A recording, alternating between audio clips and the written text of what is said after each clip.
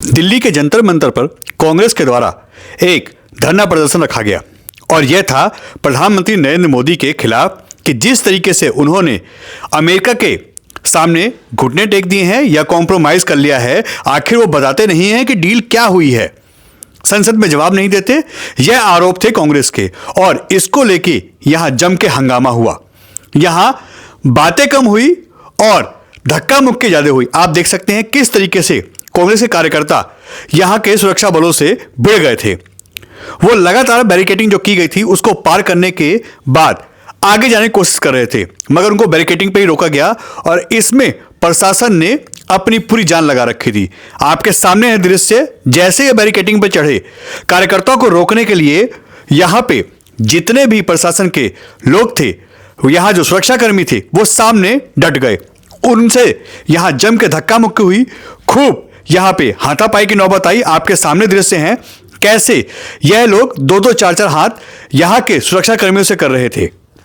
जम के धक्का मुक्की हुई, एक दूसरे को धक्का दिया गया और बस लाठी चार्ज नहीं हुआ, बाकी सब कुछ हुआ। आपके सामने दृश्य हैं किस तरीके से यहां पे बवाल मचा और किस तरीके से यहां पे नेताओं के द्वारा यहां प्रशासन और सुरक्षा कर्मियों से धक्का मुक्की की गई।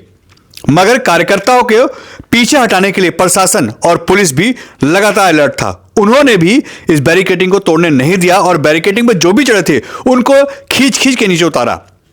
सीधा सीधा कहें तो यहां पे जो सुरक्षा बल थे, जो पुलिसकर्मी थे, जो फोर्स थी, उनसे कांग्रेस के कार्यकर्ताओं की सीधे धक्का मुक्की हुई है, हाथापाई तक हुई है।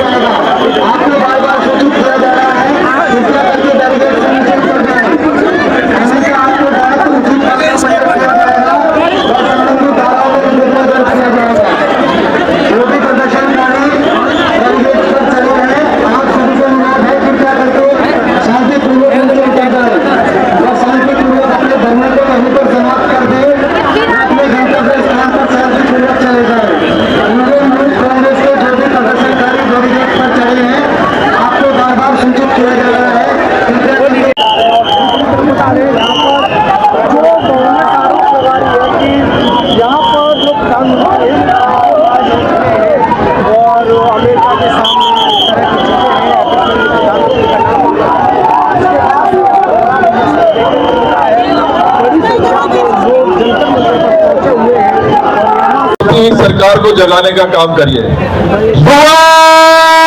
कांग्रेस ये पीछे बैठे साथी हाथ उठा के बोलेंगे एक बारी। सभी साथियों से रिक्वेस्ट है, युवा कांग्रेस, युवा कांग्रेस।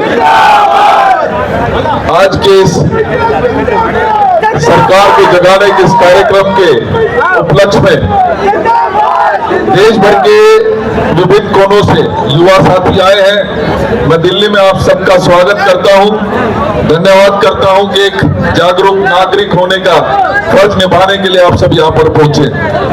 हमारे बीच में हमारे बहुत ही जुझारू साथी हर उस दुख और पीड़ा में खास तौर पे युवाओं का साथ निभाने के लिए तत्पर एक ऐसे युवा साथी जो भारतीय युवा कांग्रेस के अध्यक्ष के रूप में काम करते हुए अपनी एक अलग पहचान बना रहे हैं, हमारे भाई उदय भान जी।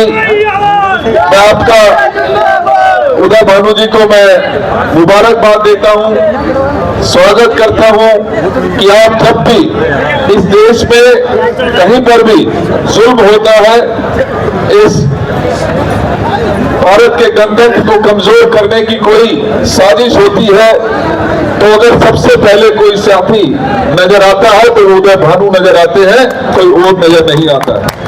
इनका साथ निभाने के लिए बहुत एक जुझारू साथी कल आप लोग देश के विभिन्न कोनों में अपनी आवाज को बुलंद इनके कंधे से कंधा मिलाकर करते हैं। दिल्ली में भाई अक्षय जी लगातार समस्याओं को उठाने का काम कर रहे हैं, जहां पर भी समस्या दिखती है उसको मजबूती से उठाने का काम कर रहे हैं।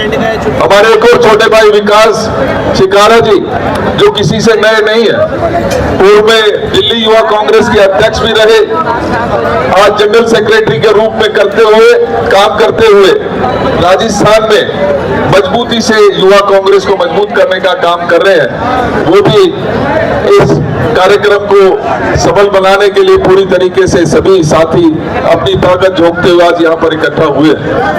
दोस्तों, मैं सिर्फ इतनी बात करना चाहता हूँ कि आज हमें यहाँ पर इकट्ठा होने की जरूरत क्यों पड़ी। और मुझसे पहले बोलते हुए भाई दीपेंद्र जी ठीक कह रहे थे कि लगातार इस देश के लोकतंत्र पर प्रहार हो रहे हैं।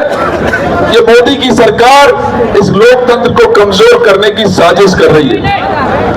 बहुत दुख होता है जब पार्लियामेंट, जो देश की सर्वोच्च पंचायत के रूप में हम उसको जानते पहचानते हैं, जिसमें देश के भले के लिए क्या पॉलिसीज बननी चाहिए, क्या कार्यक्रम होने चाहिए, उसकी चर्चा होनी चाहिए। और एक एक सिटिंग पर आपको मालूम है, जब एक दिन पार्लियामेंट चलती है तो लगभग 9 करोड़ रुपए खर्च एक दिन के लिए होते हैं। लेकिन उसी लोकतंत्र को मजबूत करने के लिए इस पंचायत में पहुंचे देश से सभी साथी वहां पहुंचते हैं, अपने क्षेत्र की समस्या, अपने देश को आगे कैसे बढ़ाएं, उसके ऊपर चर्चा करने की जब कोशिश करते हैं तो कहीं ना कहीं ये तानाशाही सरकार लगातार उनको दबाने की कोशिश करती है। जैसे युवा साथी अपनी आवाज उठाता है, मोदी की पुलिस उसको सामने आकर रोकने की कोशिश करती है, इसी प्रकार से पार्लियामेंट में भी पिछले दिनों आप लोगों ने देखा कैसे माननीय राहुल गांधी जी, जो देश के युवाओं की धड़कन तो है ही है, लेकिन विशेष रूप से उन दलितों की, पिछड़ों की, उस माइनॉरिटी की आवाज बनकर इस देश को दिशा देने का काम कर रहे हैं, उनको भी लीडर ऑफ ऑपोजिशन होने के बावजूद भी उनको मौका नहीं दिया जाता कि वो बोल सके। ये साजिश है, ये लोकतंत्र को कमजोर करने की बात है। अगर पंचायत में विपक्ष की आवाज नहीं सुनेगा तो कैसे एक लोकतंत्र जिंदा रह सकता है। लेकिन साथियों, मुझे पूरा भरोसा है आप लोग जिस ताकत के साथ युवा कांग्रेस की धड़कन के रूप में, इस देश की धड़कन के रूप में यहाँ दिल्ली आते हैं और छोटी सरकार को जगाने का काम करते हैं, निश्चित ही आपका ये संघर्ष एक दिन काम आएगा, निश्चित ही सफलता मिलेगी। मैं साथियों सबसे ये बात कहना चाहता हूँ कि आज इस लोकतंत्र को कमजोर करने की साजिश में कहीं ना कहीं हमारी जो अपनी अस्मिता है, एक ऐसा प्रधानमंत्री हमने चुना था जिसके बारे में सुनते थे कि ये वर्ल्ड लीडर है।